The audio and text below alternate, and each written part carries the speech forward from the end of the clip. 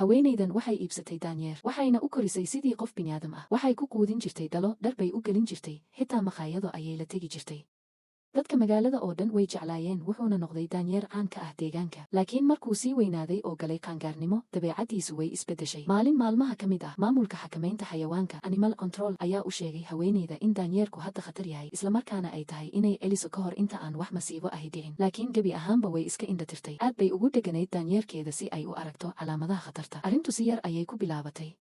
habeen iyagoo baabuur ku socda, qof shisheeye ah ayaa dhalo cabitaan ah ku tuuray daaqadda gaarigooda. daanyeerkii wuu xanaaqay, gaarigana wuu ka degay, wuxuuna bilaabay inuu waasho. dadka ayuu ku boodayey, baabuurta dushooda ayuu fuulayay. booliis ayaa yimid, laakiin daanyeerku wuu daba ordayey, dabadoodana wuu ku dharbaaxayay sidii ciyaar.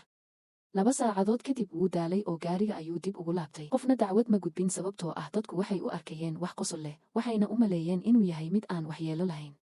laakiin 4 sano kadib xaaladdu si aad ah ayay u xumaatay. markaas daanyeerku wuxuu jiray 4 sano, dhererkiisuna ahaa 5 fuud, miisaankiisuna 2 eber rodol, wuxuuna u cayilay so xadaaf ah maadaama uu cuni jiray cuntooyin qashin ah junk food maalintii oo dhan. maalin maalmaha ka mid ah, daanyeerku wuxuu qaatay furayaasha gaariga haweenayda wuxuuna ka baxay albaabka hore sababtoo ah wuxuu rabay inuu baabuur raaco, laakiin iyadu uma oggolaan inuu wado. markaas daanyeerku aad buu u xanaaqay, wuxuuna bilaabay inuu ku wareego baabuurta daaradda ku jira isagoo u dhaqmaya si waalan.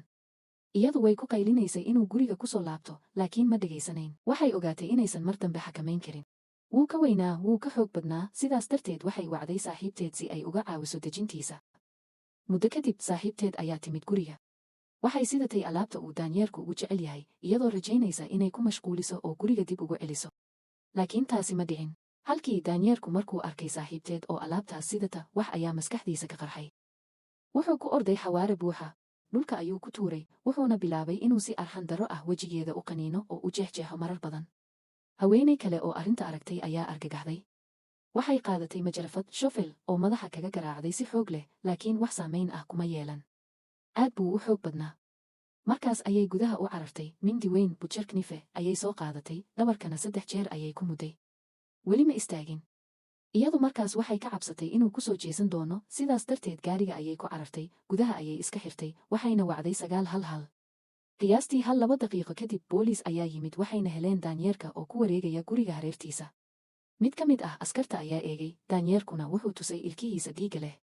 ka hor intuusan weerarin, askarigu 4 xabadood ayuu ku dhuftay, wuuna dilay. saaxiibteed waxaa loo qaaday isbitaalka kadib qaliinno badan oo dib u dhis ah, si dirqi ah ayay ku badbaaday. tani waa sida ay hadda u ekaatay.